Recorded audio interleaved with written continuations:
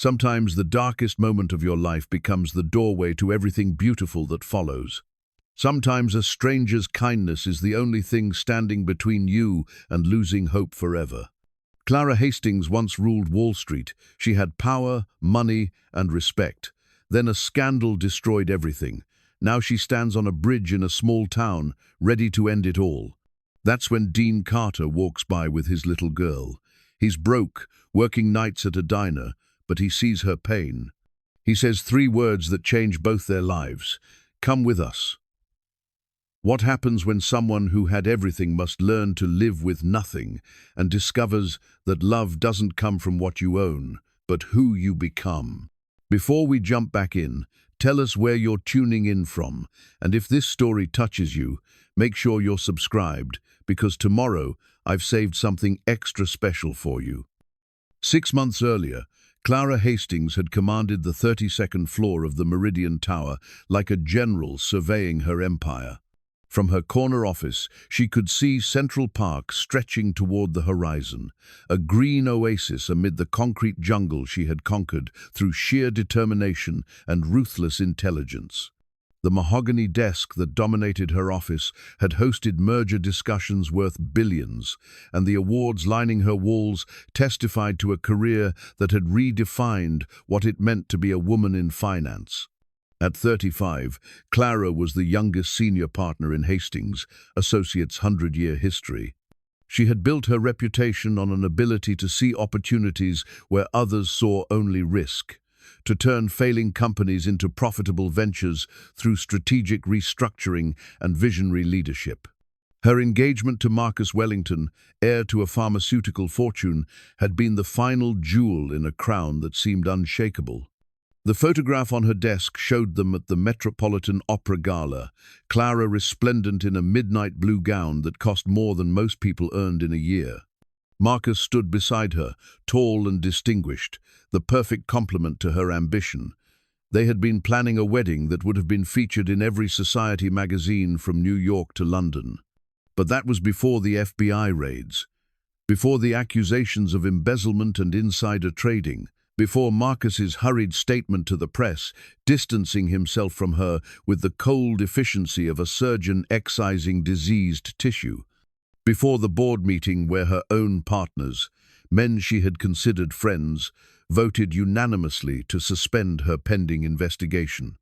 The scandal had unfolded with devastating swiftness. Financial irregularities in client accounts, suspicious transfers that bore her digital signature, evidence that painted her as the mastermind of a scheme to defraud investors of millions. Clara knew she was innocent, but the proof seemed ironclad, and her protests fell on deaf ears. Within a week, she had gone from being the most powerful woman on Wall Street to a pariah whose very presence sent former colleagues scurrying away like roaches when the lights came on. The media had feasted on her downfall with the gleeful appetite of vultures. "Ice Queen melts under federal heat," screamed the Post. "From penthouse to poorhouse," declared Forbes. Her photograph appeared on front pages and evening news broadcasts, always the same unflattering shot taken as she left the courthouse, her face gaunt with stress and disbelief. Now standing on the rain-slicked bridge in Millfield, Pennsylvania, Clara barely resembled the woman in those photographs. Her designer coat, a Burberry she had bought in happier times, hung limp and sodden around her thin frame. The weight she had lost during months of stress and legal battles made her appear almost ghostly in the dim streetlight. Her once perfect hair hung in wet strands around her face, and her eyes that had once commanded respect in boardrooms, now held only emptiness. The water below looked black and unforgiving, a perfect mirror for the darkness that had consumed her soul. She had come to Millfield by accident.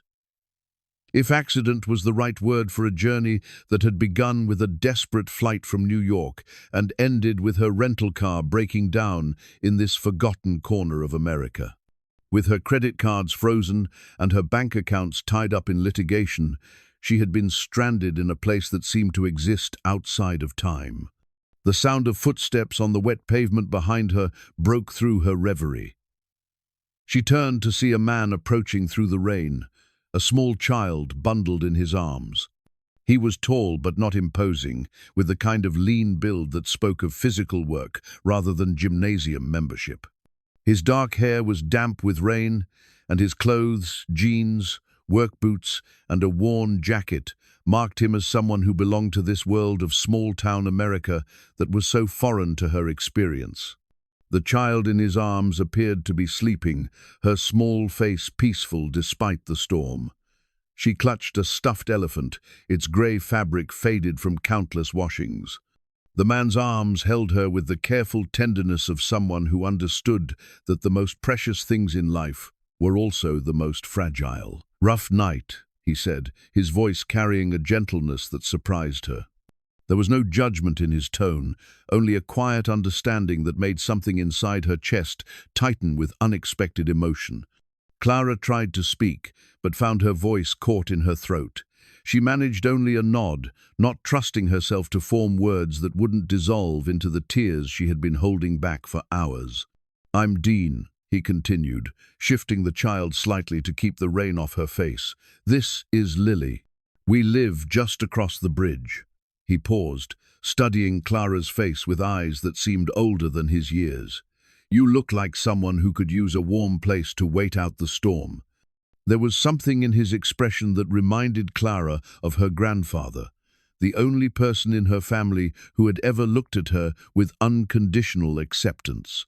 Dean's eyes held that same quality of seeing past the surface to something deeper, something worth saving, even when she couldn't see it herself. "I don't," Clara began, then stopped. What could she say? That she was fine? That she didn't need help? The lie would be obvious to anyone with eyes, and this man seemed to see more than most. "Come with us," Dean said simply, the words carrying more weight than their simplicity suggested. "Whatever's chasing you, it'll still be there tomorrow. But tonight, you don't have to face it alone." The offer hung in the air between them like a lifeline thrown to a drowning woman. Clara looked into Dean's face and saw something she had almost forgotten existed, genuine kindness offered without expectation of return. In her world, every gesture had come with strings attached, every favor had carried an implicit debt. But this man, this stranger who knew nothing about her past or her fall from grace, was offering shelter simply because she needed it. Lily stirred in her father's arms, her small eyes opening to focus on Clara with the direct, unguarded curiosity of childhood. "Daddy," she whispered, her voice still thick with sleep, "the lady is sad." "Yes, sweetheart," Dean replied softly. "Sometimes grown-ups get sad too. Can she come home with us? Maybe Mr. Peanuts will make her feel better." Lily held up the stuffed elephant, its button eyes seeming to regard Clara with the same gentle acceptance as its young owner.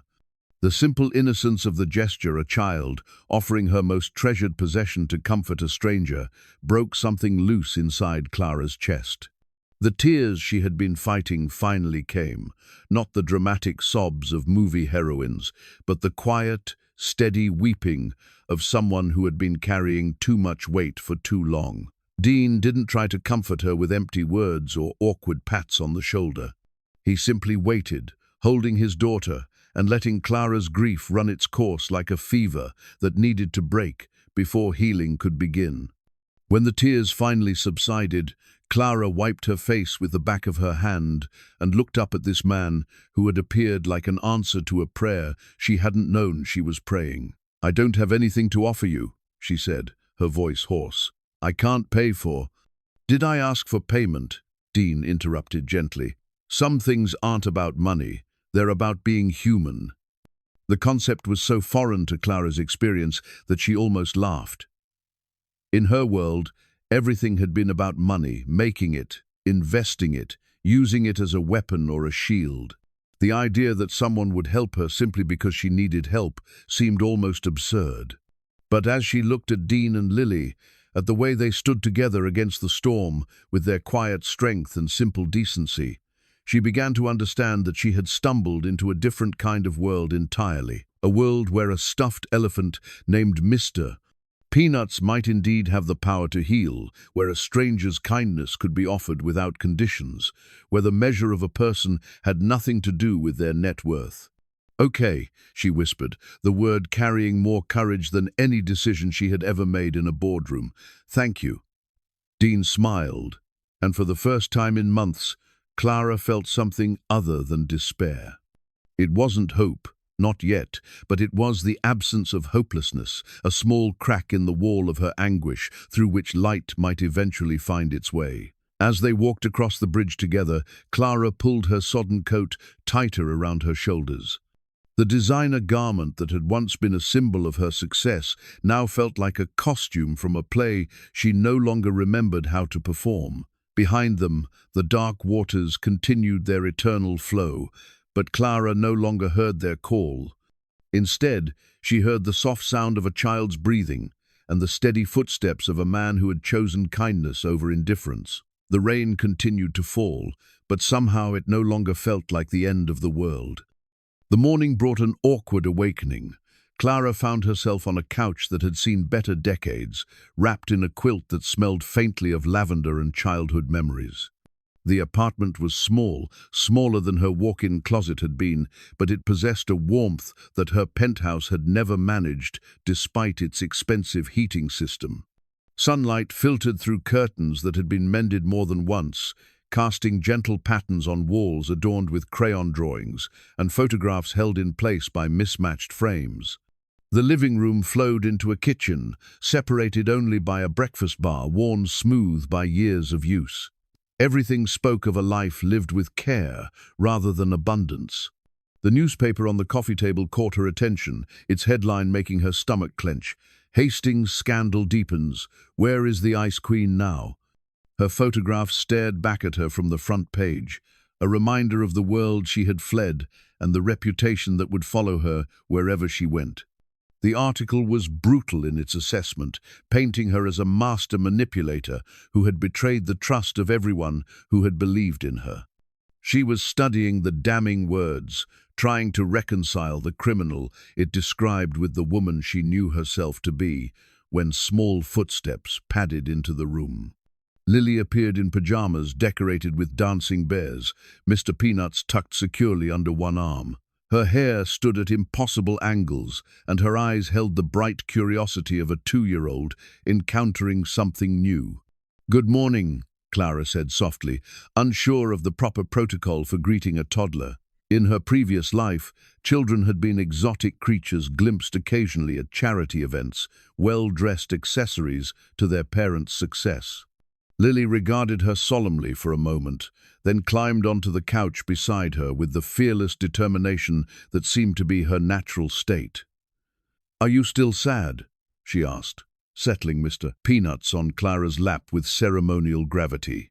The question was so direct, so utterly without guile, that Clara found herself answering with equal honesty. "A little, but not as much as last night. Mr. Peanuts helps with sad," Lily announced, patting the stuffed elephant with proprietary affection. "Daddy says he has magic powers, but I think he just has really good hugs." Despite everything, Clara felt her lips curve into something resembling a smile. "He seems very wise." The sound of the front door opening interrupted their conversation. Dean emerged from what Clara assumed was his bedroom, dressed in the uniform of someone heading to an early shift, dark pants, white shirt, and the weary expression of a man who had gotten too little sleep. He moved with the efficient economy of someone accustomed to managing multiple responsibilities with limited time. His eyes fell on the newspaper, and Clara watched his expression change as he registered the headline. The easy acceptance of the previous night shifted to something more cautious, more guarded. He picked up the paper, scanning the article with growing tension. "Clara Hastings," he said quietly. Not a question, but a statement of recognition. "You're Clara Hastings." The name hung in the air between them like an accusation. Clara felt the familiar weight of shame settle on her shoulders, heavier now because she had begun to hope, foolishly, that she might be allowed to be someone else for a while. "Yes," she said simply, because what else was there to say? She couldn't deny what was printed in black and white, couldn't pretend to be someone other than the woman whose face had become synonymous with corporate greed and betrayal. Dean set the paper down carefully, his movements deliberate. The embezzlement, the fraud charges, all of it, Clara confirmed, her voice barely above a whisper, though not the way they're telling it. There's a different way to steal millions of dollars. The question carried an edge that hadn't been there the night before, a hardness that made Clara understand how precarious her situation really was. Lily, sensing the tension between the adults, pressed closer to Clara and held Mr. Peanuts up between them. "Don't be angry, Daddy. The sad lady needs hugs, not angry." The innocence of the observation seemed to pierce something in Dean's armor. His expression softened fractionally, but the wariness remained. "Lily, why don't you go get dressed? We'll have breakfast in a minute."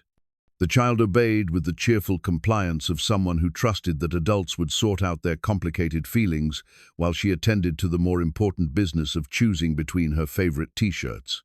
She retrieved Mr. Peanuts from Clara's lap, giving her a solemn look that seemed to promise the elephant's return when it was needed. When they were alone, Dean sat down across from Clara, maintaining a careful distance that emphasized how much had changed in the span of a newspaper headline. "Tell me your version," he said.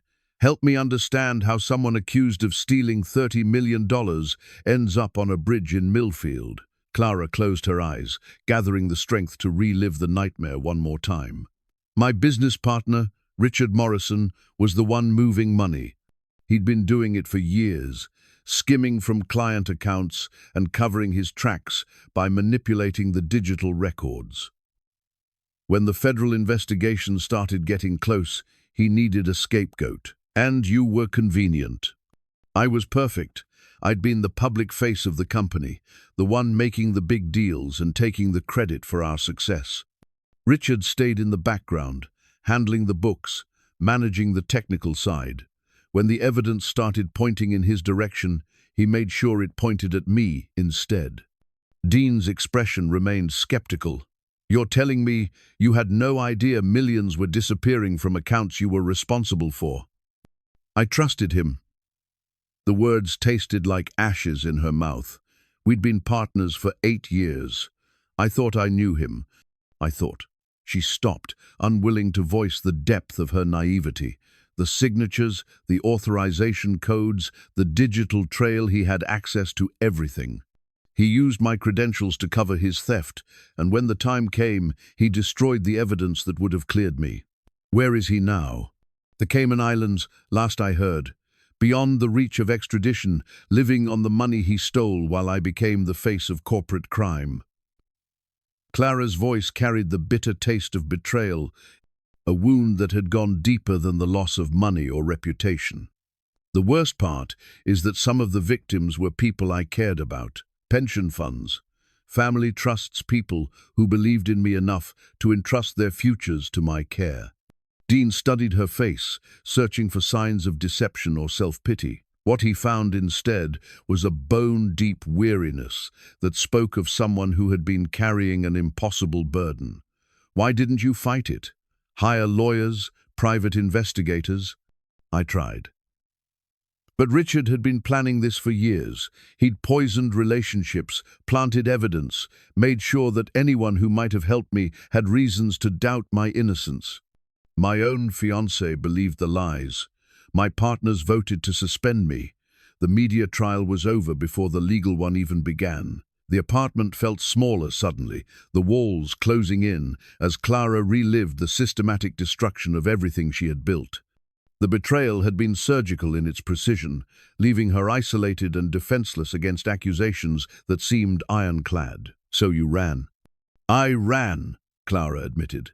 "When the legal bills exceeded what little money I had left. When the lawyers started suggesting plea bargains for crimes I didn't commit. When I realized that the truth didn't matter as much as the story people wanted to believe. Yes, I ran." Dean was quiet for a long moment, processing the weight of what she had shared. When he spoke again, his voice had lost some of its edge. The woman who was ready to jump off that bridge last night, she wasn't running anymore. No, she was done running, done fighting, done pretending that any of it mattered. Clara met his eyes, seeing her own pain reflected there. You saved someone who didn't want to be saved. Maybe, Dean said quietly. Or maybe I saved someone who forgot she was worth saving. The newspaper lay between them like evidence in a trial that would never end, its headlines a reminder that Clara's past would always be just a Google search away. But something in Dean's expression had shifted, the immediate fear replaced by something more complex, not acceptance, exactly, but a willingness to reserve judgment. I need to think about this, he said finally, about what it means to have you here, for Lily's sake, if nothing else. Clara nodded, understanding the position she had put him in.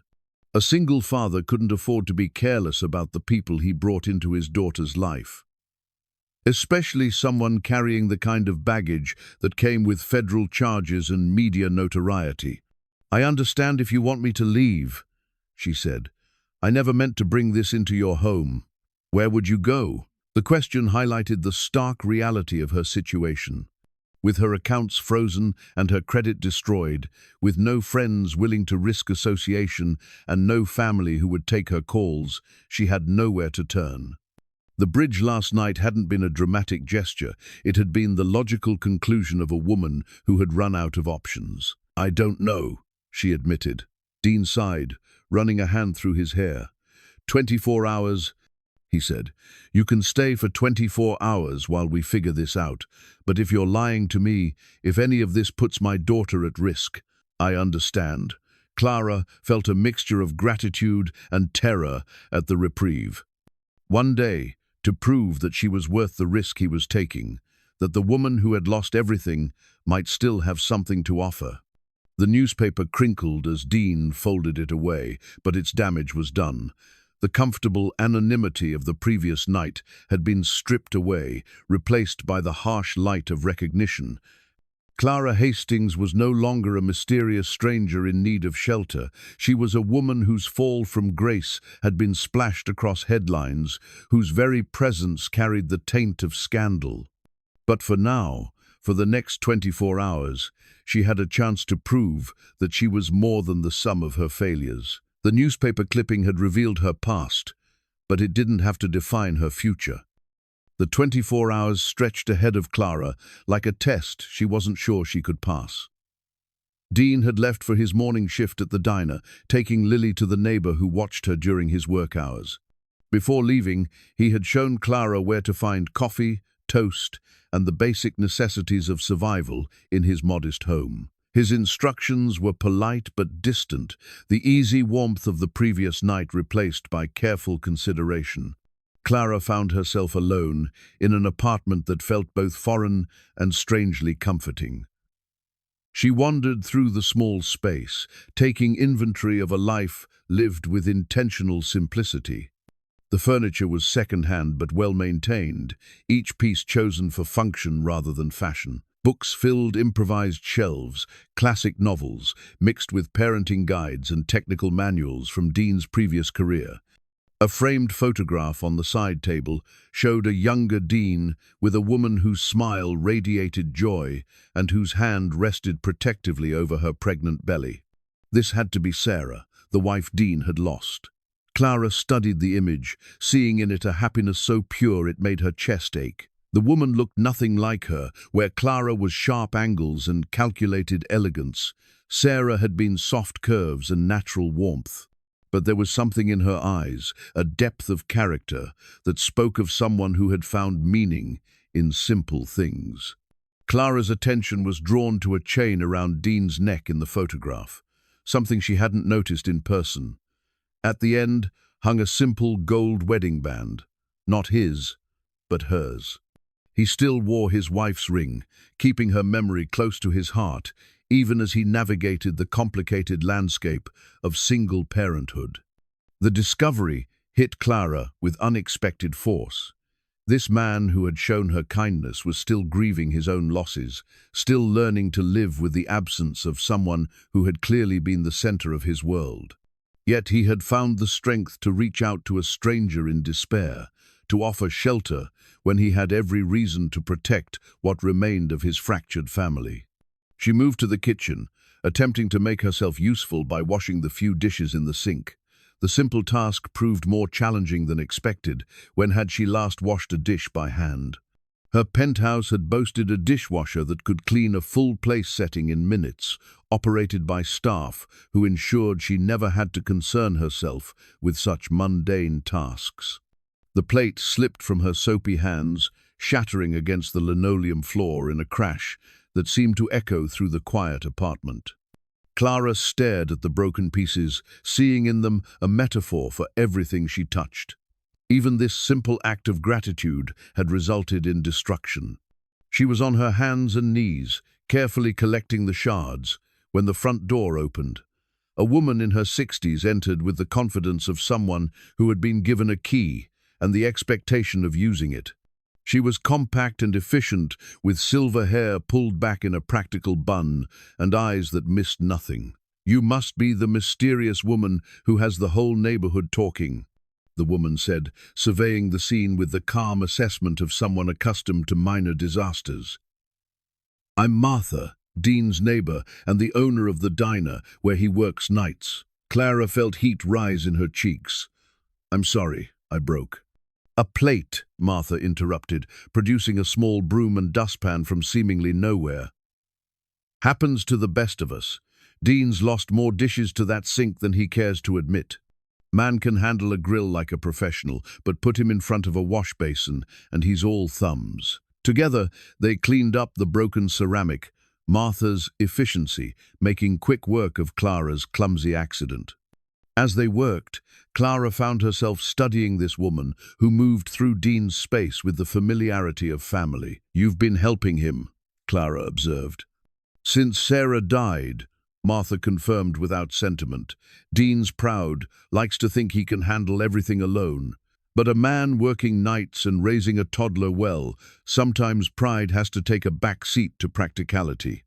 Martha straightened, fixing Clara with a direct stare that seemed to pierce straight through whatever facades remained. "So, you're the one who's got him all twisted up, the woman from the bridge." Clara nodded, unsure how much Dean had shared about her circumstances. "He saved my life. That's his way. Man can't pass a wounded bird without stopping to set its wing." Martha's tone held no criticism, only the resigned affection of someone who had watched this pattern repeat itself. "Question is, what kind of bird are you? The kind that heals and flies away, or the kind that sticks around to cause more trouble?" The directness of the question caught Clara off guard. In her previous life, conversations had been layered with subtext and careful positioning. People said what they thought you wanted to hear, or what would advance their own interests. Martha's blunt honesty was both refreshing and terrifying. "I don't know," Clara admitted. "I don't know what kind of person I am anymore." Martha studied her for a long moment, taking in the expensive clothes that hung loose on Clara's diminished frame, the manicured hands that showed signs of recent stress, the posture of someone who had once commanded rooms but now seemed unsure of her right to occupy space. "Dean says you might be looking for work. He mentioned you might have something at the diner." "Might," Martha agreed. "Depends on whether you're willing to actually work or if you're just playing at being normal until something better comes along." The challenge in her voice was unmistakable. Clara realized this was another test, perhaps more important than Dean's 24-hour deadline. This woman held the key to Clara's potential independence, her chance to contribute rather than simply survive on charity. "I've never waited tables," Clara said honestly. "I've never done any kind of service work, but I'm willing to learn." Learning's the easy part. The hard part is leaving whatever ego you've got left at the door and understanding that honest work has its own dignity, even when it doesn't pay enough to buy the kind of shoes you're wearing. Clara looked down at her designer pumps, remnants of a life that felt increasingly like someone else's story. "These shoes are all I have left of that life. Everything else is gone." "Good," Martha said with surprising firmness. Nothing wrong with nice things, but when they become who you are instead of what you own, you've lost your way. She moved toward the door, then paused. Be at the diner at 5:30 tomorrow morning. We'll see what you're made of. After Martha left, Clara sat in the quiet apartment, processing the encounter. The older woman's assessment had been both harsh and fair, cutting through Clara's self-pity to address the fundamental question of who she might become. The promise of work, of purpose beyond mere survival, felt like a lifeline she hadn't dared to hope for. She spent the afternoon exploring the modest neighborhood, walking streets lined with small houses that had clearly seen generations of families. Children played in yards watched over by grandparents. Teenagers gathered at a corner store that seemed to serve as an informal community center. It was a world built on connections rather than transactions, where value was measured in reliability and kindness rather than net worth. When Dean returned that evening, he found Clara sitting at the kitchen table with a pot of pasta, one of the few meals she had been able to manage without disaster. Lily burst through the door ahead of him, immediately launching into an animated account of her day at the neighbor's house, her words tumbling over each other in the eager way of children who have much to share.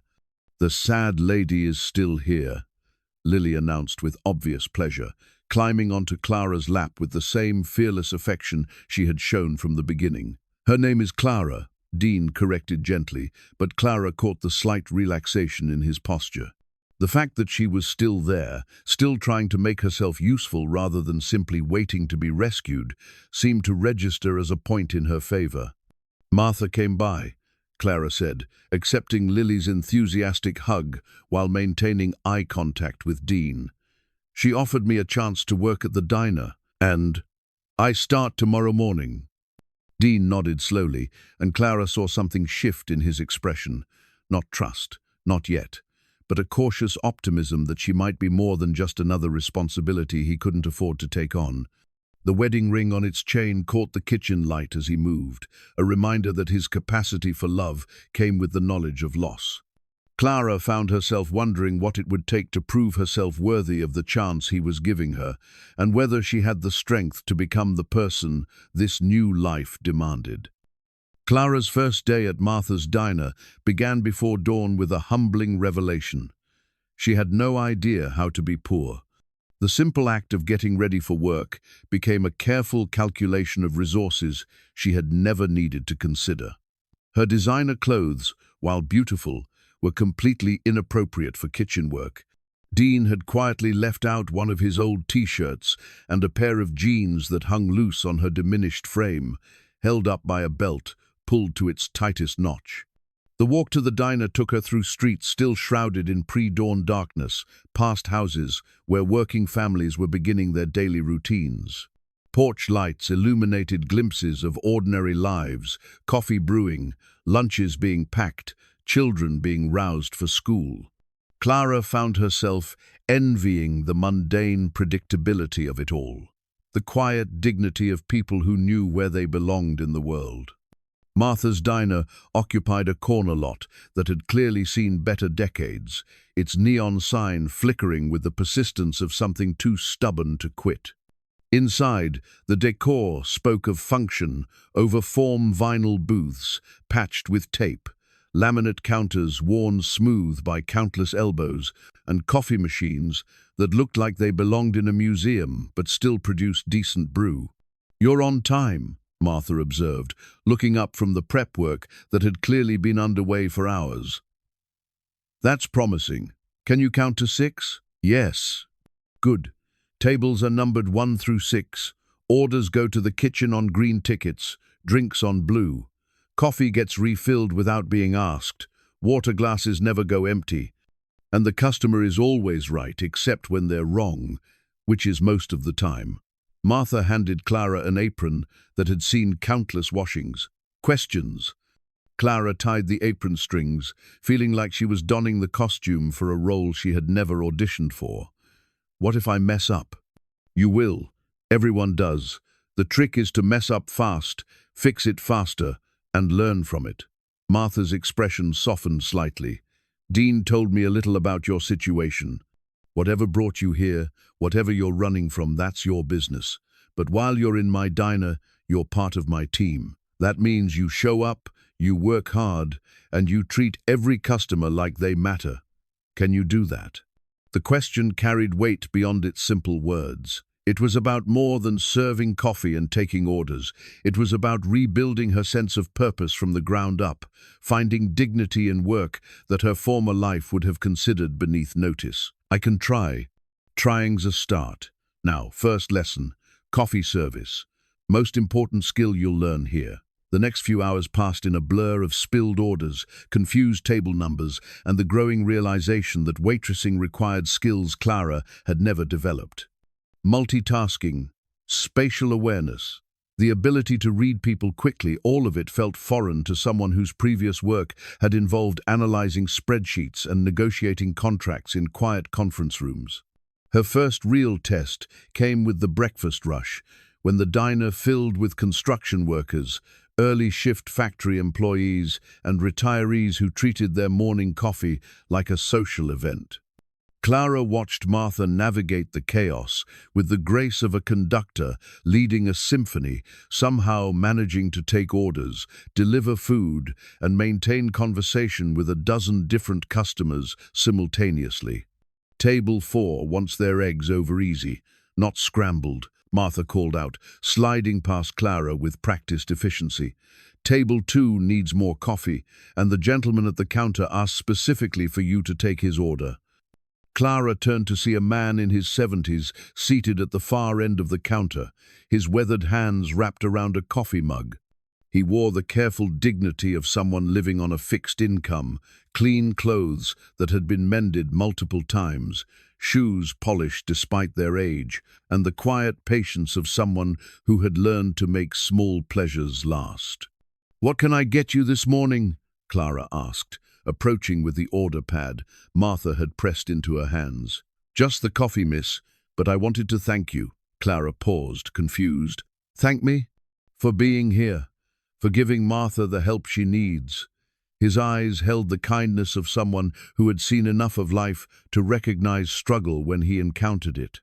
"She's been trying to run this place alone since her last waitress moved away. Proud woman, our Martha, but even she can't be everywhere at once." The simple gratitude in his voice caught Clara off guard. In her previous life, thanks had come attached to business deals or networking opportunities. But this man was grateful simply because she was doing her job, because her presence made his friend's life a little easier. "It's nothing," Clara said, but the words felt hollow even as she spoke them. "Nothing's ever nothing to the person it helps," he replied, with the gentle authority of someone who had learned hard truths. "You take care of yourself, miss, and don't let anyone tell you that honest work isn't worthy work." As the morning wore on, Clara began to understand the rhythm of the place. Each customer brought their own story. The single mother grabbing coffee before her second job, the elderly couple who split a breakfast special and lingered over shared memories, the businessman whose expensive suit couldn't hide the exhaustion in his eyes. The diner served as a neutral ground where different worlds briefly intersected over shared food and caffeine. Her breakthrough moment came when she successfully managed 3 tables simultaneously without disaster, delivering the right orders to the right people, and even remembering to refill coffee cups without being reminded. It was a small victory, insignificant by any measure that had previously mattered to her, but it felt like scaling a mountain. "Not bad for day one," Martha observed during a brief lull between the breakfast and lunch rushes. "You've got potential, if you stick with it." "What do you mean?" "I mean, most people who end up here are either starting their working life or ending it. You're neither. You're rebuilding it." Martha wiped down the counter with practiced efficiency. "Question is whether you've got the stomach for starting over from the bottom." The honest assessment forced Clara to confront a truth she had been avoiding. Her credit cards, maxed out and frozen, lay useless in her wallet. Her bank accounts, tied up in litigation, might as well have been on the moon. The cash in her purse, less than $50, represented the entirety of her liquid assets. For the first time in her adult life, She was genuinely poor. But as she looked around the diner, at the honest faces of people who worked hard for modest wages, she felt something she hadn't experienced in months, the possibility of belonging somewhere. Not because of what she owned or whom she knew, but because of what she could contribute. "The pay is minimum wage," Martha continued, "plus tips, if you earn them. Won't buy you fancy dinners or designer clothes, but it'll keep you fed and give you a reason to get up in the morning." Clara thought about the designer pumps waiting in Dean's apartment, about the life of luxury that now seemed as distant as childhood. Then she looked at her hands, already showing signs of honest work, a small burn from touching a hot plate, fingernails that would never again be perfectly manicured. "When do I work tomorrow?" she asked. Martha smiled, the first genuine expression of approval Clara had seen from her. "Same time. And Clara? Leave the fancy shoes at home. They're not meant for real work." That evening, Clara walked back to Dean's apartment with $6 in tips and muscles that ached in ways she had forgotten were possible. But for the first time since the scandal broke, she felt like she had earned something not through manipulation or strategic positioning, but through simple effort and growing competence. The expired credit cards in her wallet felt like artifacts from someone else's life, plastic reminders of a purchasing power that had been built on borrowed time. As she climbed the stairs to the small apartment that was beginning to feel like home, Clara realized she was learning to measure wealth in entirely different terms. 3 weeks into her new life, Clara discovered Sarah's recipe box tucked away in the back of Dean's kitchen cabinet. She had been searching for a measuring cup when her fingers encountered the wooden container, its surface smooth from years of handling. The discovery felt like stumbling upon something sacred, a private shrine to the woman whose absence still shaped every corner of the small apartment. Dean found her standing frozen in the kitchen, the box cradled in her hands like something that might shatter at the wrong touch.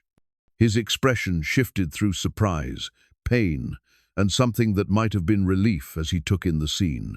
"I was looking for," Clara began, then stopped. What excuse could justify her intrusion into something so personal? "It's okay," Dean said quietly, moving to stand beside her. "I haven't opened it since." The box was beautiful in its simplicity, crafted from cherry wood and engraved with Sarah's initials. Inside, Clara could see the edges of index cards covered in careful handwriting, recipes accumulated over years of cooking for the man she loved and the daughter she would never see grow up. "She was going to teach Lily to cook from these," Dean continued, his voice carrying the weight of plans that would never be fulfilled. "Said every girl should know how to make her grandmother's sugar cookies and her mother's Sunday roast." Clara felt like an intruder witnessing grief too private for sharing. "I should put it back." "No." Dean's hand covered hers, preventing her from closing the box. "Maybe it's time someone used them again." Sarah would have hated the idea of her recipes gathering dust while Lily grows up on frozen dinners and takeout. The suggestion hung between them, loaded with implications neither was quite ready to address. For Dean to share Sarah's recipes was to invite another woman into the most intimate space of his marriage. For Clara to accept was to acknowledge that she might be staying long enough for such sharing to matter. "I don't know how to cook," Clara admitted. "I mean, really cook, not from recipes like these." Dean smiled, the first genuine expression of humor she had seen from him in days. "Sarah didn't either, when we first met. She learned by calling her mother for advice and burning a lot of dinners. I was too in love to care what we ate as long as we ate it together." They spent that evening going through the recipes, Dean sharing stories about the dishes that had marked the milestones of his marriage. The chocolate cake Sarah had attempted for his birthday that had collapsed in the middle but tasted perfect anyway. The Thanksgiving turkey that had nearly started a kitchen fire but became family legend.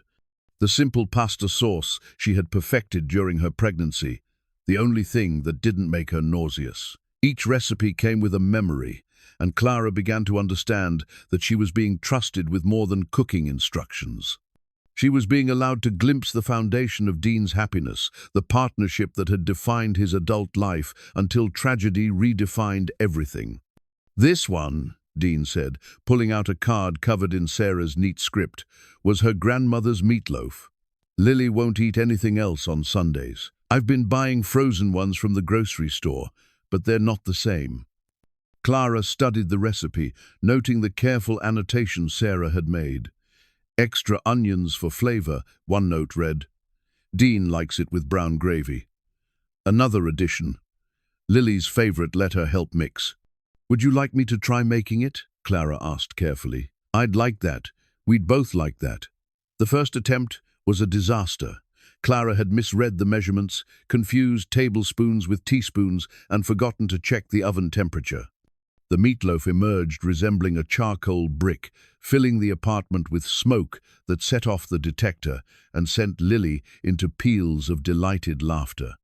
"Even Mummy's first one was better than that," Lily announced, with the brutal honesty of childhood, poking at the remains with her fork. But Dean was already pulling out another pound of ground beef from the freezer. Good thing Sarah always kept backup ingredients. She said cooking was about persistence, not perfection. The second attempt went better. Clara followed Dean's patient guidance, learning to trust her instincts about seasoning and timing. Lily helped mix the ingredients, her small hands carefully supervised as she added breadcrumbs and egg to the mixture. The kitchen filled with the aroma of home cooking, something Clara realized she had never experienced in any of her expensive apartments. When they finally sat down to eat, the meatloaf wasn't perfect, a little dry, slightly under-seasoned, but it was recognizably food that had been made with care rather than purchased with money. Lily ate 2 helpings and pronounced it almost as good as the frozen kind, which Dean assured Clara was high praise indeed. After dinner, as they cleaned up together, Clara found herself studying the easy rhythm Dean and Lily had developed. He washed while she dried, their conversation meandering through the events of the day with the comfortable familiarity of people who genuinely enjoyed each other's company. It was a glimpse of family life that Clara had never experienced, even during her own childhood, spent in boarding schools and summer camps.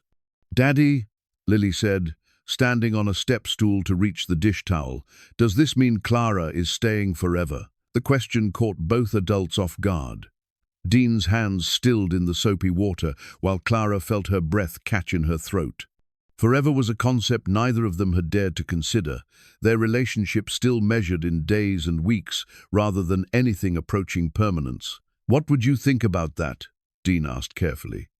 "I think she's getting better at cooking," Lily replied with the practical assessment of someone whose priorities were clear.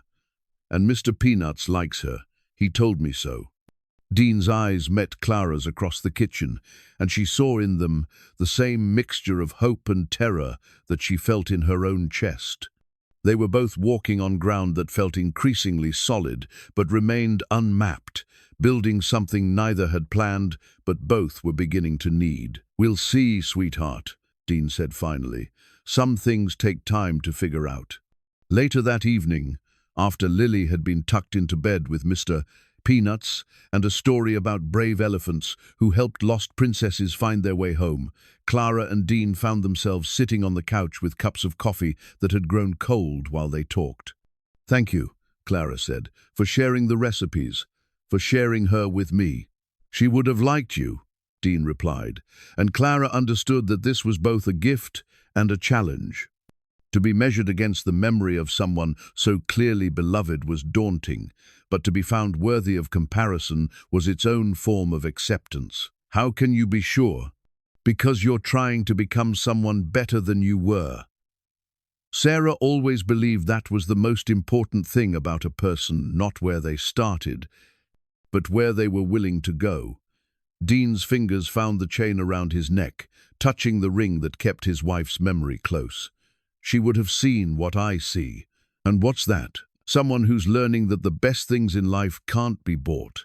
Someone who's discovering that family isn't about blood or marriage licenses, it's about showing up and staying, even when it's hard." As Clara fell asleep that night on the couch that had become her bed, she thought about Sarah's recipes and the stories they carried. Each dish was a small act of love, a way of nourishing the people who mattered most. Tomorrow, she would try the sugar cookies, the ones Sarah had planned to teach her daughter. It seemed like a fitting way to honor a woman she had never met, but whose legacy was slowly becoming part of her own story. The drawing appeared on the refrigerator on a Tuesday morning, secured with a magnet shaped like a strawberry. Clara discovered it while making coffee, her routine now as established as any she had maintained in her previous life. The artwork was unmistakably Lily's crayon figures with disproportionate heads and stick-thin bodies, the kind of masterpiece that adorned refrigerators across America. But this drawing was different. Instead of the usual cast of characters, Daddy, Lily, and Mr. Peanuts, there were 4 figures holding hands in front of a house with a crooked chimney. The tallest figure wore Dean's characteristic work clothes. The smallest clutched what could only be an elephant. And between them stood 2 women, one with yellow crayon hair and one with brown. "Lily drew our family," Dean said, appearing behind Clara with the quiet step of someone accustomed to early mornings. His voice carried a mixture of pride and uncertainty, as if he wasn't quite sure how to interpret his daughter's artistic vision. Clara studied the drawing more carefully, noting the care Lily had taken with details. Each figure had a smile. The house had windows with curtains and a door painted bright red. Above it all, a yellow sun beamed down with the optimism that only children could capture so purely. "She drew me," Clara said, touching the figure with brown hair. "She put me in your family. She's been asking questions. About whether you're staying, about whether we're all going to live together always."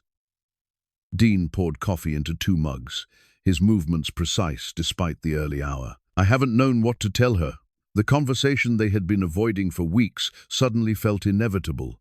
Clara had been living in Dean's apartment for over a month, sleeping on his couch, sharing meals and daily routines, becoming part of Lily's world in ways that felt both natural and terrifying. But they had carefully avoided defining what any of it meant beyond the immediate need for shelter and the growing comfort of companionship. "What do you want to tell her?" Clara asked. Dean was quiet for a long moment, studying Lily's drawing as if it held answers to questions he hadn't known how to ask. "I want to tell her that sometimes broken people find each other and help each other heal. I want to tell her that families can be built as well as born, but I'm scared." "Of what?" "Of everything." The admission came with the weight of someone who had already lost the most important thing in his world. "Of letting Lily get too attached to someone who might leave. Of letting myself hope for something that might not last. Of dishonoring Sarah's memory by caring about someone else." Clara felt the familiar ache of understanding another person's pain while carrying so much of her own. "And what scares you most?" "That I'm already too attached to stop any of it from happening." The honesty hung between them like a bridge they could either cross or burn. Clara thought about the woman she had been 6 months ago, ambitious, driven, certain that love was something to be scheduled between more important pursuits. That woman would have fled from this conversation, from the messiness of real emotion and the vulnerability of genuine connection. But that woman had died on a bridge in the rain, and the person Clara was becoming understood that some risks were worth taking. "I'm scared too," she said. "I'm scared that I don't know how to be part of a family. I'm scared that my past will somehow hurt you and Lily. I'm scared that I'll mess this up the way I messed up everything else. But you're still here. I'm still here." Dean reached for her hand, his fingers warm and calloused from honest work. "So what do we do?" Before Clara could answer, the sound of small feet on hardwood announced Lily's arrival. She appeared in the kitchen wearing mismatched pajamas and carrying Mr. Peanuts, her hair standing at impossible angles and her eyes bright with the anticipation of breakfast. "You're looking at my picture," she announced with obvious pleasure, climbing onto a chair to better admire her artwork. "Do you like it?" "It's beautiful," Clara said, meaning every word. Tell me about it. That's our house, Lily explained, pointing to the crooked structure with its cheerful red door. And that's you, and Daddy and me, and Mummy Sarah. Clara's breath caught. Mummy Sarah? She lives in heaven now, but she still loves us, so she's still part of our family. Daddy told me that love doesn't go away just because someone goes to heaven.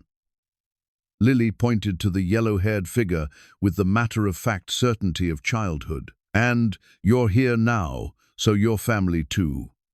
The simple logic of a 2-year-old cut through weeks of adult complications with surgical precision.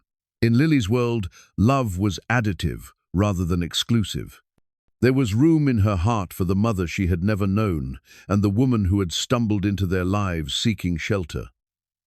Family was defined not by legal documents or biological connections, but by presence and care.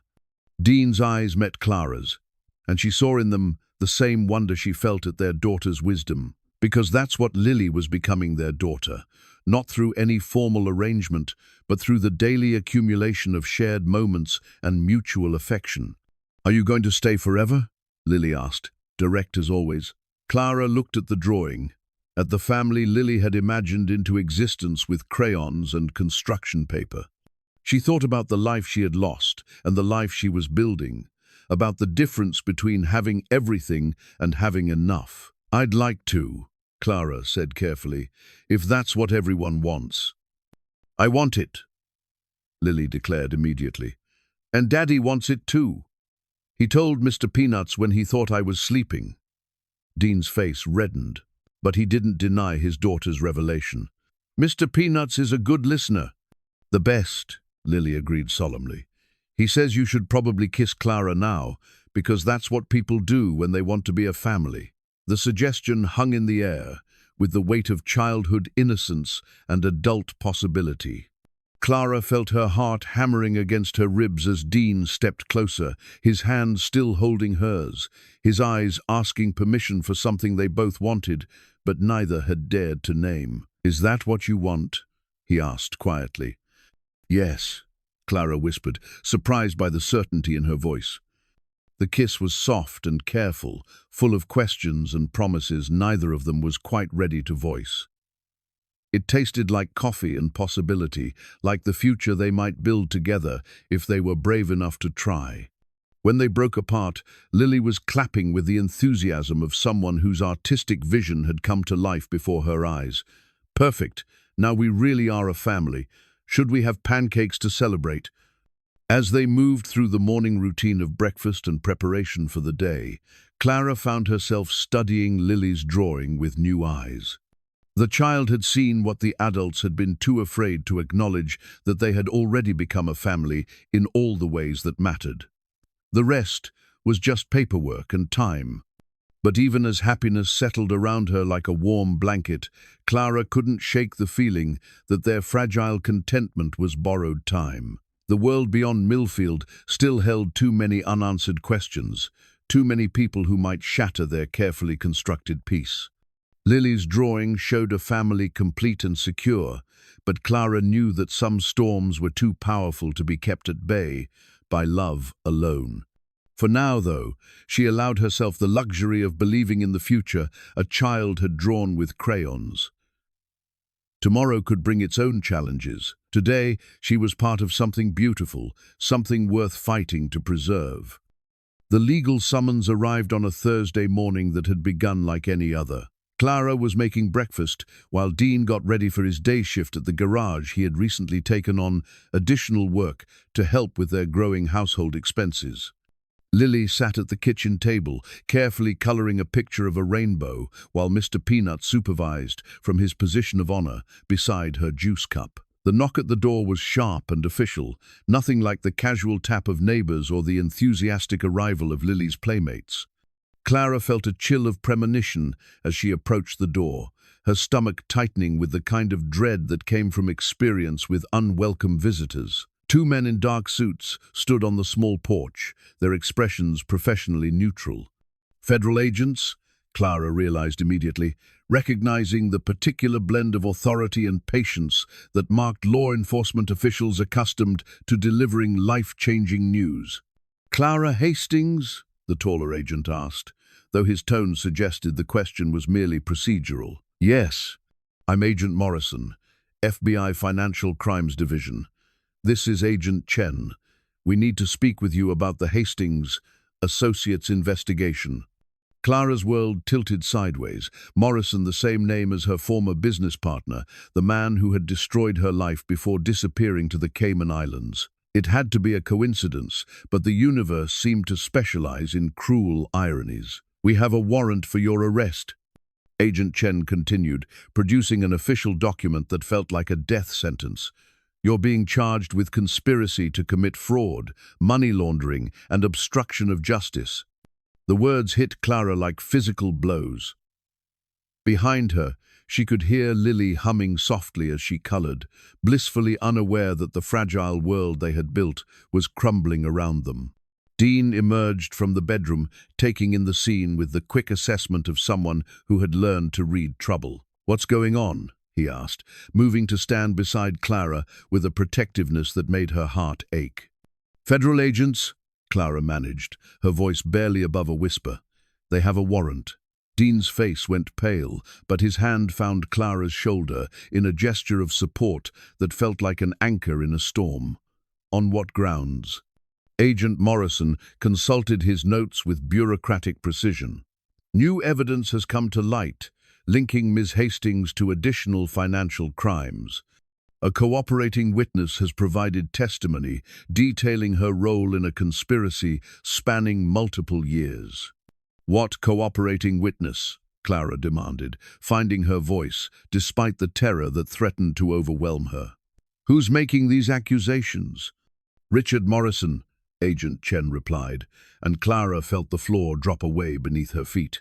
Your former business partner has agreed to testify in exchange for reduced charges. He's provided extensive documentation of your involvement in the scheme. The betrayal was so complete, so perfectly calculated, that Clara almost admired its artistry. Richard had spent months in hiding, letting her take the full weight of public condemnation and legal scrutiny. Now, when she had finally begun to rebuild something resembling a life, he had emerged to destroy even the possibility of redemption. He's lying, Clara said, though she knew how hollow the protest sounded. Richard Morrison is the one who embezzled that money. He framed me and then fled the country when the investigation started closing in. That's not what the evidence suggests, Agent Morrison replied with the flat tone of someone who had heard every possible excuse. Morrison has provided bank records, email communications, and testimony that paints a very different picture. According to his statement, you were the mastermind of the operation, and he was a reluctant participant who eventually decided to cooperate with authorities. Dean stepped forward, his voice tight with controlled anger. You're telling me this man disappeared for months, and now he's suddenly available to testify? That doesn't seem convenient to you? Mr. Morrison has been in protective custody while we verified his information, Agent Chen explained. The evidence he's provided has been thoroughly investigated and corroborated. Clara's mind raced, trying to understand how Richard had managed to flip the narrative so completely. He had always been brilliant at manipulation, at making others see reality through the lens he provided. But this level of orchestration suggested planning that went back years. I need to see this evidence, Clara said. I have a right to know what I'm being accused of. Agent Morrison handed her a thick folder. These are copies of the primary documents. Your arraignment is scheduled for Monday morning. You're free to arrange legal representation. Clara's hands trembled as she opened the folder, scanning documents that seemed to chronicle a conspiracy she had never been part of. Email exchanges that appeared to bear her digital signature but discussed plans she had never made. Bank transfer authorizations that looked authentic but transferred money to accounts she had never opened. Financial projections that detailed the systematic theft of client funds with her apparent approval. It was masterful forgery, she realized. Richard had spent years creating a false documentary trail that painted her as the architect of their firm's corruption. Every legitimate business decision had been recontextualized, every innocent conversation twisted to suggest criminal intent. "This is all fabricated," Clara said, but even to her own ears the protest sounded weak. "Richard had access to all our digital systems. He could have created these documents using my credentials. That's something you can discuss with your attorney." Agent Morrison replied, his tone suggesting the conversation was concluded. "You have until Monday to surrender yourself for processing. Don't attempt to leave the jurisdiction." After the agents left, Clara sat at the kitchen table with the folder of evidence spread before her, like a tarot reading predicting disaster. Each document was another nail in the coffin of her reputation, another piece of a puzzle that painted her as everything the world had already decided she was. Dean sat beside her, his presence solid and reassuring, even as their world collapsed around them. Lily continued coloring, occasionally glancing up to check on the adults, who had suddenly become very quiet. "It's all lies," Clara said, not sure if she was trying to convince Dean or herself. "Richard spent years setting this up, making sure that if anyone went down for his crimes, it would be me." "I believe you," Dean said simply, and the certainty in his voice made Clara's eyes fill with tears. "What do we do now? I have to fight this. I can't let him destroy what we've built here." Clara picked up one of the forged documents, studying the signature that looked exactly like hers, but felt like a violation. "But I'll need a lawyer, and I'll need evidence to prove Richard forged all of this. How much will that cost?" The question hung heavy between them. Clara's savings were long gone, her assets frozen by the original investigation. Dean's income from the garage and her wages from the diner were barely enough to cover their basic expenses. The legal fees required to mount a defense against federal charges would be astronomical. "More than we have," Clara admitted, "much more." Dean was quiet for a long moment, processing the implications. Fighting the charges would mean leaving Millfield, returning to the world that had already convicted her in the court of public opinion. It would mean lawyers and depositions and months of legal proceedings that could easily end with her in federal prison. "Maybe we should run," he said quietly. "Take Lily and disappear. Start over somewhere else with new names." The suggestion was born of desperation rather than practicality, and they both knew it. Running would only confirm her guilt in the eyes of the world, and it would make Dean and Lily fugitives as well. It would destroy their lives as surely as surrendering to the charges. "I can't ask you to do that," Clara said. "You and Lily have a life here, friends, community, stability. I won't let my problems destroy that." "Our problems," Dean corrected. "We're a family now, remember? Lily's drawing says so." Clara looked at the refrigerator, where Lily's artwork still hung, its crayon figures holding hands in front of their crooked house. The image that had once filled her with hope now seemed like a cruel joke, a child's innocent fantasy about to be shattered by adult realities. "Maybe family means protecting each other from disasters like this," Clara said. "Maybe the best thing I can do for you and Lily is surrender and try to minimize the damage. Or maybe," Dean said, his voice growing stronger with conviction, "family means we fight together. Maybe we find a way to prove your innocence and build something even stronger than what we had before." The legal summons lay on the table between them, like a declaration of war. Clara understood that the next few days would determine not just her future, but the future of the family they had created from hope and determination. Richard Morrison had calculated perfectly, waiting until she had something precious to lose before delivering his final blow. But he had miscalculated one thing. He had given Clara something worth fighting for. The woman who had stood on that bridge months ago had been ready to surrender. The woman sitting at this kitchen table, surrounded by the evidence of love and belonging, was ready for war. The legal summons arrived on a Thursday morning that had begun like any other. Clara was making breakfast while Dean got ready for his day shift at the garage. He had recently taken on additional work to help with their growing household expenses. Lily sat at the kitchen table, carefully coloring a picture of a rainbow, while Mr. Peanuts supervised from his position of honor beside her juice cup.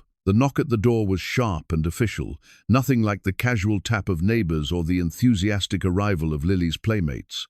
Clara felt a chill of premonition as she approached the door, her stomach tightening with the kind of dread that came from experience with unwelcome visitors. Two men in dark suits stood on the small porch, their expressions professionally neutral. Federal agents, Clara realized immediately, recognizing the particular blend of authority and patience that marked law enforcement officials accustomed to delivering life-changing news. "Clara Hastings?" the taller agent asked, though his tone suggested the question was merely procedural. "Yes.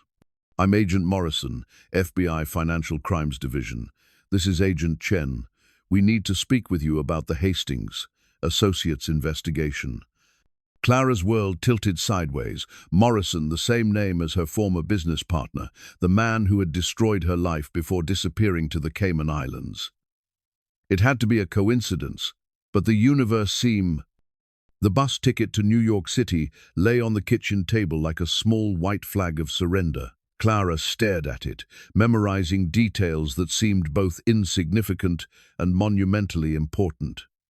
The departure time, the seat number, the one-way designation that felt like a period at the end of a sentence she wasn't ready to finish. "You don't have to do this alone," Dean said for what felt like the 100th time in the past 3 days.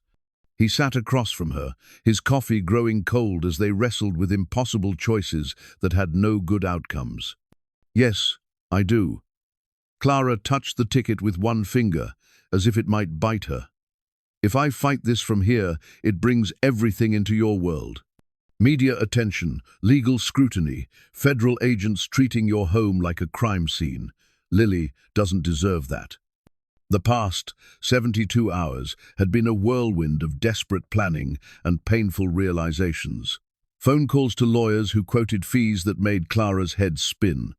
Research into Richard Morrison's whereabouts and activities that revealed a man who had spent months preparing for this moment. Internet searches that showed how thoroughly her reputation had been poisoned in the court of public opinion.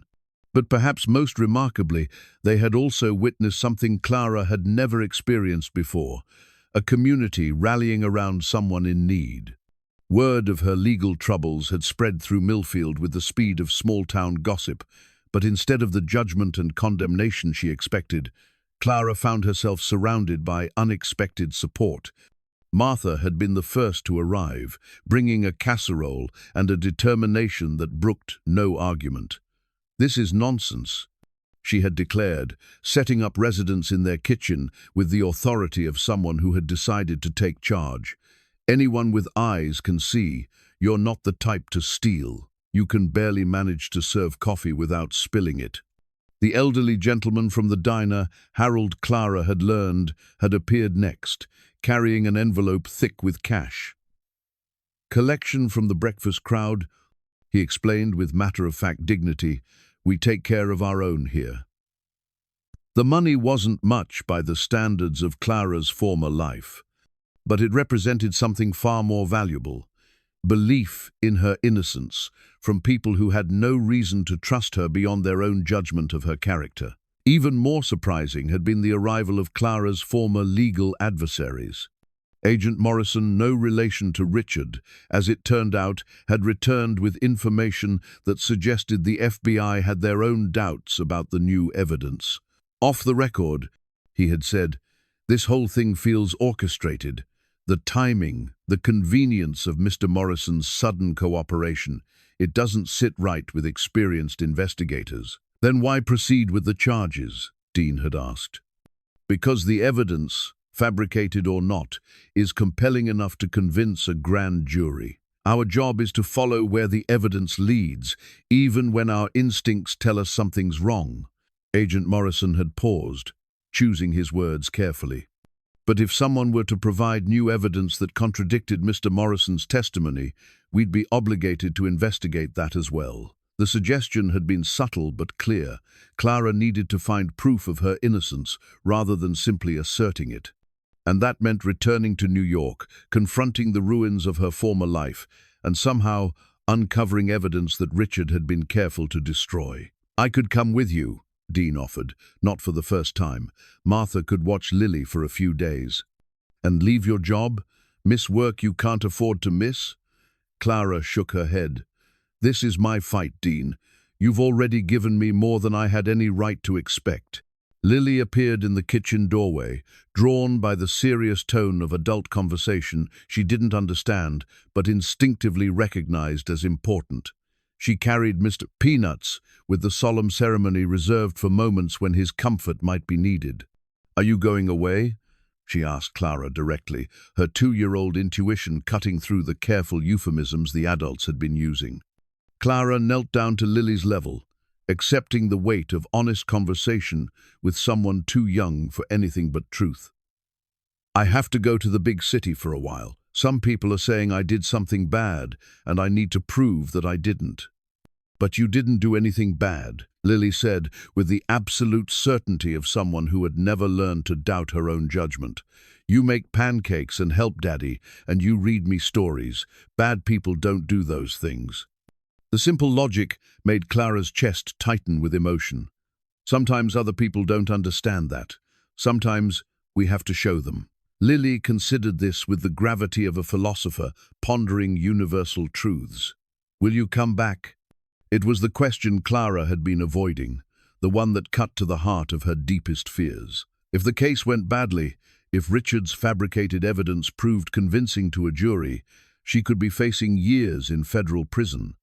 Even if she proved her innocence, the legal battle could drag on for months, consuming resources and attention that this small family couldn't afford to spare. I'm going to try very hard to come back, Clara said carefully. But if I can't, I want you to remember that being part of your family was the best thing that ever happened to me.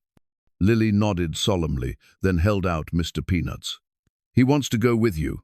For protection. The offer was made with such serious ceremony that Clara felt tears threaten. She accepted the stuffed elephant, noting how the fabric had been worn soft by countless hugs and adventures. Taking Mr. Peanuts felt like being entrusted with something sacred, a talisman that carried the love of a child who believed in happy endings. I'll take very good care of him, Clara promised. He'll take care of you too, Lily replied confidently. That's what family does. That evening, after Lily had been tucked into bed with repeated assurances that Mr. Peanuts would return safely, Clara and Dean found themselves alone with the weight of an uncertain future. They sat on the couch where Clara had been sleeping for months, the space between them charged with everything they couldn't say. I keep thinking about that first night, Dean said quietly. When I found you on the bridge, you looked like someone who had given up on everything. I had given up. If you hadn't come along when you did, Clara let the sentence hang unfinished, the implication clear. But I did come along, and you chose to come with us instead of choosing the water. Dean turned to face her, his expression intense with conviction. That choice matters, Clara. It means you're stronger than whatever drove you to that bridge. What if I'm not strong enough for this? What if Richard has outmaneuvered me so completely that there's no way to prove the truth? Then we'll find another way. We'll build a different life, a different truth. Dean's hand found hers, his fingers intertwining with the certainty of someone who had made his choice. But I don't think it'll come to that. Richard Morrison might be clever, but he's never faced someone who has what you have now. And what's that? People who believe in you. People who are willing to fight for you. Dean's voice carried the quiet strength that had drawn Clara to him from the beginning. He's counting on you being alone, being the same desperate woman who was ready to jump off a bridge. But you're not that woman anymore. Clara looked around the small apartment that had become home, taking in the details that had come to define her new life. Lily's drawings on the refrigerator, Sarah's recipe box on the counter, the mismatched furniture that spoke of lives lived with love rather than money. It was everything her old life had lacked, and everything her future needed to include. Promise me something, she said. Anything. If this goes badly, if I don't come back or if I come back broken, promise me you'll help Lily remember that families can be built as well as born. Promise me you won't let her stop believing in happy endings. Dean was quiet for a long moment, and when he spoke, his voice carried the weight of absolute commitment. "I promise, but I want a promise from you too." "What?" "Promise me you'll remember that you have something worth coming back to. Promise me you won't let Richard Morrison convince you that you're the person he's trying to make you appear to be." Dean's hand tightened on hers. "Promise me you'll fight not just to clear your name, but to come home to us." The word hung between them. Home. Not Dean's apartment or Millfield, or even the small family they had created, but something larger and more essential. Home was the feeling of belonging somewhere, of being known and accepted, and loved not for what you possessed, but for who you chose to become. "I promise," Clara whispered. They stayed up late that night, talking about practical matters and impossible dreams, about worst-case scenarios and best-hope outcomes. When they finally fell asleep, curled together on the couch that had been Clara's bed for so many nights, they slept with the desperate intensity of people trying to store up enough closeness to last through whatever separation was coming. The bus was scheduled to leave at 6:47 a.m., early enough to reach New York by evening. Clara packed light, a small suitcase with enough clothes for a week, though neither of them knew how long the legal proceedings might take. Mr. Peanuts went into her carry-on bag, positioned where his button eyes could keep watch over their journey. As they walked to the bus station through streets that had become familiar, Clara tried to memorize everything, the way the morning light hit the windows of Martha's diner, the sound of children playing in yards before school, the comfortable rhythm of a town where people knew each other's names and stories. At the station, Dean and Lily waited with her until the bus arrived, its diesel engine rumbling like a dragon, preparing to carry her away from everything she had learned to love. The goodbye was quick and fierce, full of promises and fears, and the kind of love that survived separation. As the bus pulled away from Millfield, Clara pressed her face to the window and watched her new life recede into memory. In her lap, Mr. Peanut seemed to radiate the confidence of someone who had never doubted that adventures ended with everyone safely home. The ticket in her pocket was one way, but Clara's heart carried the certainty that this wasn't an ending. It was the beginning of the fight for everything that mattered. The evidence folder that would either destroy or redeem Clara Hastings sat on the defense table like a bomb waiting to detonate. 3 months of investigation had led to this moment. A federal courtroom in Lower Manhattan where the truth would finally have its day in court, armed with documents that told a very different story than the one Richard Morrison had constructed. Clara barely recognized herself in the woman who had returned to New York. Gone were the designer suits and calculated confidence of her Wall Street days. Gone, too, was the broken desperation of the woman who had stood on Millfield Bridge. In their place sat someone harder to define, a person who had learned that strength came not from what you owned, but from whom you chose to protect. Her lawyer, David Chen, no relation to the FBI agent, was young, hungry, and working pro bono after being contacted by the Legal Aid Society that Harold and the breakfast crowd at Martha's Diner had somehow connected with. He had spent weeks unraveling the sophisticated fraud that Richard Morrison had constructed, following digital breadcrumbs that led to a conspiracy far more complex than anyone had imagined. The prosecution's case rests entirely on the testimony and evidence provided by Richard Morrison, Chen said quietly as they waited for the proceedings to begin. What they don't know, what Mr. Morrison doesn't know, is that we've been able to trace the real money trail. The folder contained what Chen called their smoking gun, forensic accounting that showed how Richard had used cryptocurrency exchanges and offshore shell companies to hide his theft, then systematically destroyed or altered the original records to frame Clara. It had taken a team of volunteer investigators, former colleagues who had come forward once they learned Clara was fighting back to piece together the true scope of Richard's betrayal. But Clara's mind wasn't entirely focused on legal strategy. In her purse, Mr. Peanut served as a constant reminder of what she was really fighting for. Lily's stuffed elephant had become her talisman, a physical connection to the family waiting for her return to Millfield. Every night in her sterile hotel room, she had held the worn grey fabric and promised both herself and the little girl who had entrusted her with something precious that she would find a way home. The courtroom filled with the quiet efficiency of official proceedings.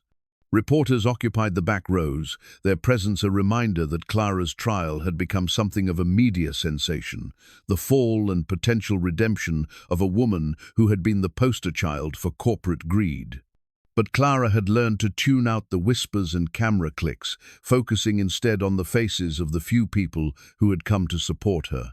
Martha sat in the third row, having closed the diner for the day to make the trip to New York. Harold was beside her, along with several other Millfield residents who had pooled their resources to witness Clara's fight for vindication. Their presence was both humbling and terrifying. Clara understood that she was carrying their faith, as well as her own hopes. The prosecution's case unfolded with the methodical precision of a team confident in their evidence. Richard Morrison took the stand, looking every inch the reformed criminal, contrite, cooperative, and convincing in his portrayal of Clara as the mastermind who had coerced him into participating in fraud. His testimony was detailed and damning, painting Clara as someone who had used her position and charm to manipulate him into increasingly serious crimes. "She made it clear that my job depended on my cooperation," Richard said, his voice carrying just the right note of reluctant honesty. "When I expressed doubts about some of the transactions, she reminded me that she could destroy my career with a phone call." Clara watched this performance with a mixture of admiration and disgust. Richard had always been gifted at reading people, at telling them exactly what they wanted to hear. Now he was using those same skills to convince a jury that his victim was actually his victimizer. The prosecution introduced document after document, emails, bank transfers, authorization codes, all bearing Clara's digital signature and all seemingly proving her guilt beyond reasonable doubt. It was a masterful case, built on fabricated evidence so sophisticated that it would have convinced Clara herself if she hadn't known the truth. When the prosecution rested, Clara felt the weight of impossible odds. Richard's story was coherent, detailed, and supported by what appeared to be overwhelming evidence. Her own protestations of innocence seemed weak by comparison, the desperate claims of someone caught in undeniable wrongdoing. But then David Chen stood to present the defense case, and Clara felt the first stirring of hope she had experienced since entering the courtroom. "Ladies and gentlemen of the jury," Chen began, "over the next several hours, we're going to show you how an innocent woman was systematically framed by a man who spent years planning the perfect crime. We're going to trace the real money, follow the actual digital evidence, and reveal how Richard Morrison used his access to Ms. Hastings' credentials to create a false paper trail that would make her appear guilty of his crimes." Chen opened the evidence folder, and Clara saw her redemption spread across the defense table in neat stacks of documents and digital printouts. Months of investigation had uncovered the truth that Richard thought he had buried forever. Clara Hastings was innocent, and the proof was finally ready to see daylight. The real trial was about to begin. The moment of truth arrived with the presentation of Exhibit A47, a forensic analysis of the digital timestamps that Richard Morrison had thought were untraceable. Clara watched the jury's faces as David Chen methodically dismantled Richard's carefully constructed lies, using the tools of modern technology to reveal crimes that had been hidden in plain sight. "This document," Chen said, holding up what appeared to be one of Clara's authorization codes, shows a timestamp of 3:47 a.m. on March 15th. According to Mr. Morrison's testimony, this was when Ms. Hastings approved the transfer of $2.3 million to an offshore account.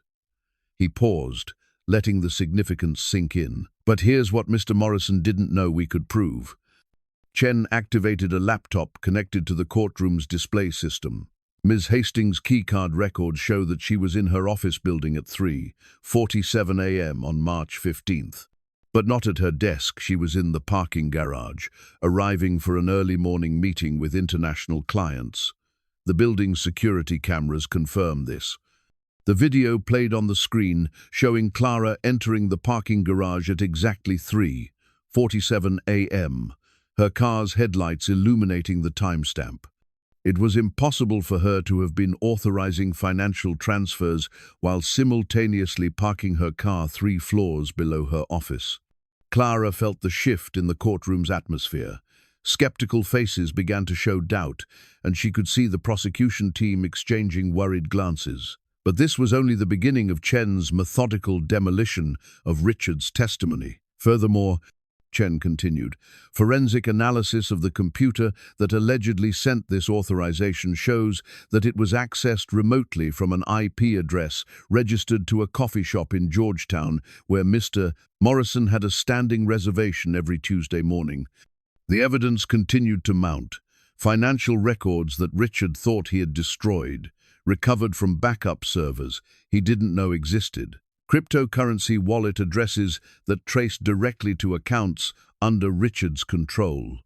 Most damning of all, a series of test transactions that showed Richard practicing the fraud months before the crimes he attributed to Clara. Clara's old business suit felt foreign against her skin, a costume from a play she no longer knew how to perform. She had chosen it deliberately, the navy blue Armani that had once been her armor in boardroom battles. But now, it felt like a museum piece, evidence of a woman who had ceased to exist. The person sitting in this courtroom had been forged in a small-town diner, strengthened by bedtime stories with a toddler, and defined by the love of a man who had saved her from despair.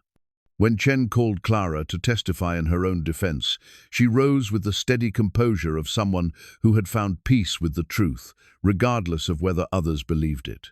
Her voice was calm as she recounted the systematic betrayal that had destroyed her former life.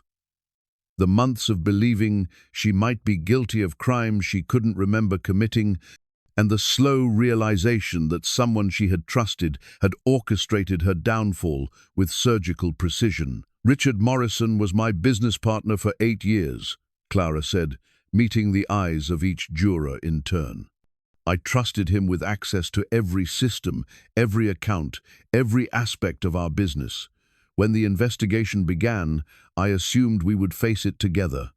Instead, I discovered that he had been planning my destruction for years, creating false evidence while stealing from the clients we had sworn to protect.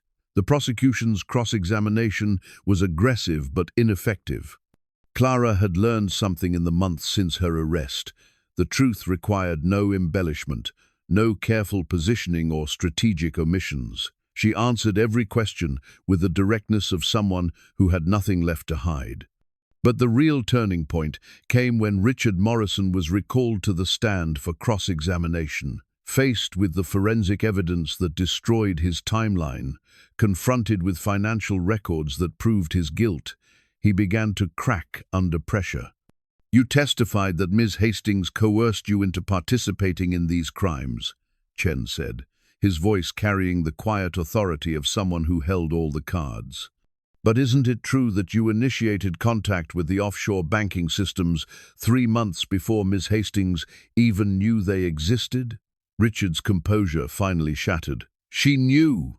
he shouted, his carefully constructed mask of repentance falling away to reveal the desperate anger beneath. "She had to know. I couldn't have done all of this without her approval." The outburst confirmed what the evidence had already suggested. Richard Morrison was a man caught in lies so complex that he could no longer keep track of which version of events he was supposed to be defending. The jury watched with growing certainty as the prosecution's star witness destroyed his own credibility through rage and desperation. When the defense rested, Clara felt something she hadn't experienced in months, the possibility of vindication. Not just legal vindication, but the restoration of her reputation and the confirmation that she had been right to fight rather than surrender. As the jury filed out to deliberate, Clara touched the small bulge in her purse, where Mr. Peanuts waited patiently. Soon, she hoped, she would be able to return him to the little girl who had entrusted her with something precious. Soon, perhaps, she would be able to go home to the family that had taught her what really mattered in life. The wait for the verdict began, but for the first time in months, Clara Hastings allowed herself to hope. The simple gold wedding band caught the late afternoon sunlight as Clara slipped it onto her finger, the metal warm from Dean's touch as he placed it there with hands that trembled slightly despite his steady voice. 6 months had passed since the jury's unanimous verdict of not guilty. 6 months since Richard Morrison had been led away in handcuffs while Clara walked free into a world that finally knew the truth. The wedding was everything Clara's former life would have scorned: a small ceremony in Millfield's community centre, decorated with flowers from Martha's garden, and attended by the kind of people who measured wealth in friendship rather than bank balances. But as Clara looked into Dean's eyes and spoke vows that promised partnership through whatever storms might come, she understood that she had never been richer. Lily stood beside them as maid of honor, resplendent in a dress that Martha had sewn from fabric covered in dancing elephants. Mr. Peanuts occupied his position of honor in her small hands, having survived his journey to New York and back with the dignity of a veteran diplomat. The stuffed animal bore a small bow tie for the occasion, a detail that Lily had insisted upon because weddings are fancy, and Mr. Peanuts should look fancy too. Do you, Clara, take Dean to be your husband, to share in the work of building a life together, to offer comfort in times of sorrow and joy in times of celebration, and to choose love over fear in all the days to come? The minister was Harold, his gentle dignity enhanced by the small-town pastor's license he had acquired decades earlier. His words carried the weight of someone who had witnessed both the destruction and reconstruction of Clara's life, who had seen her transformation from a broken woman into someone capable of giving and receiving love without reservation. "I do," Clara said, and meant it with every cell in her body. The reception unfolded in the diner that had become Clara's second classroom in the art of living simply. Martha had closed for the evening, transforming the familiar space into something magical with string lights and tablecloths that hid years of wear and tear. The cake was homemade, slightly lopsided, and absolutely perfect, a far cry from the elaborate confections that had graced Clara's first engagement party in another lifetime. As the evening progressed, Clara found herself reflecting on the journey that had brought her to this moment. The federal trial had been only the beginning of her vindication. Richard Morrison's conviction on 17 counts of fraud and embezzlement had triggered a media reversal that was as swift as it was complete. The Ice Queen became the wronged woman, her story transformed from cautionary tale to inspiration. Job offers had poured in from financial firms eager to hire someone whose integrity had been tested in the most public way possible. Book deals and speaking engagements promised to restore not just her reputation, but her financial status. She could have reclaimed her old life, returned to the world of power suits and corner offices and 7-figure deals. Instead, she had chosen to stay in Millfield, using her business expertise to help struggling local companies while maintaining her shifts at Martha's diner. The combination of work that fed her intellect and labor, that grounded her in reality, had become the foundation of a life that made sense in ways her former existence never had. "So," Martha said, settling beside Clara with 2 cups of coffee and the satisfied expression of someone who had successfully orchestrated a major event, "any regrets about giving up the big city life?" Clara looked around the diner, taking in the faces of people who had become family through choice rather than biology. Harold was teaching Lily a complicated card trick, while Dean watched with the patient amusement of a father accustomed to his daughter's endless curiosity. Other townspeople filled the small space with conversation and laughter, their presence a testament to the community that had embraced her when she had nothing to offer but her willingness to try. "None," Clara said, surprised by how easily the truth came. I spent so many years thinking that success meant accumulating things, money, status, recognition. I never understood that it actually meant building something that lasts. Martha followed her gaze to where Dean was now helping Lily perform the card trick for an appreciative audience. That man waited 2 years before he was ready to take off his wedding ring, she observed quietly. Sarah was a hard act to follow. I'm not trying to replace her, Clara said, understanding the deeper question Martha was asking. I'm just trying to be worthy of the space she left for someone to love them. You are, Martha said with the authority of someone who had watched the slow healing of a family. Sarah would have liked you. She had a soft spot for strays, who turned out to be exactly what everyone needed. Later that evening, in the small house they had bought together a modest 2-bedroom, with a yard big enough for Lily's swing set and Clara's ambitious vegetable garden. The three of them settled into the evening routine that had become as natural as breathing. Lily's bedtime story featured a brave princess who learned that true treasure wasn't gold or jewels, but the family who loved her exactly as she was. Is that story about you? Lily asked, with the directness that still caught Clara off guard. Maybe a little, Clara admitted, tucking the covers around her stepdaughter with hands that had learned to be gentle through practice. What do you think? I think you found your treasure, Lily said, settling Mr. Peanuts beside her pillow. And we found ours. After Lily was asleep, Clara and Dean sat on their small porch, watching fireflies dance in the summer twilight. The simple gold band on Clara's finger felt foreign and familiar at the same time, a symbol of promises that stretched into an uncertain but hopeful future. Any second thoughts? Dean asked, echoing Martha's earlier question but with the vulnerability of someone whose happiness depended on the answer. Clara thought about the bridge where they had first met, about the woman who had stood in the rain believing she had nothing left to live for. That woman felt like a character from someone else's story now, a cautionary tale about the difference between having everything and having enough.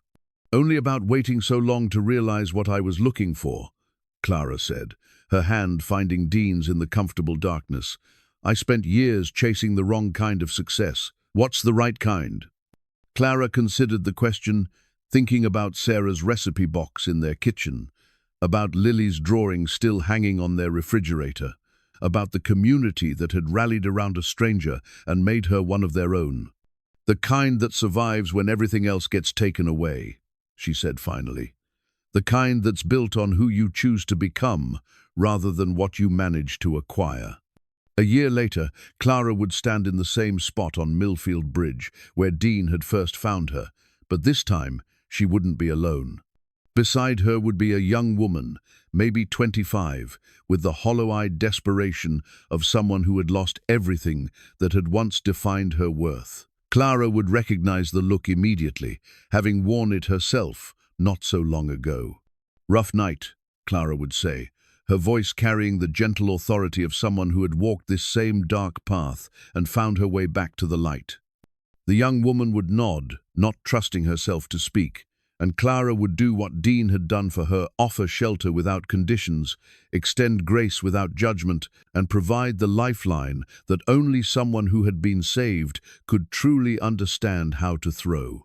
Come with us, Clara would say, the words carrying forward the gift that had been given to her. Whatever's chasing you, it'll still be there tomorrow. But tonight you don't have to face it alone. The circle would continue, as it had for Harold, as it had for Martha, as it would for countless others who found themselves broken in a world that often confused price with value. Millfield had become a place where people learned that the most important currency wasn't money but mercy, where families were built on choice rather than chance, where second chances were offered as freely as coffee refills at the local diner. But on this wedding night, with fireflies providing the only light and love, providing the only certainty they needed, Clara simply held her husband's hand and marveled at the journey that had brought her home. Sometimes, the darkest moment of your life really did become the doorway to everything beautiful that followed. Sometimes a stranger's kindness really was the only thing standing between despair and hope. And sometimes, if you were very lucky, you got the chance to pass that kindness forward to the next person standing on a bridge in the rain, wondering if anyone in the world might possibly care enough to say, "Don't do that, come with us." The simple gold wedding band caught the starlight as Clara lifted her hand to brush away a tear that held equal parts grief for who she had been and gratitude for who she had become. In the distance, she could hear the faint sound of the river flowing beneath the bridge where her new life had begun, carrying away the past and bringing the future, one moment at a time.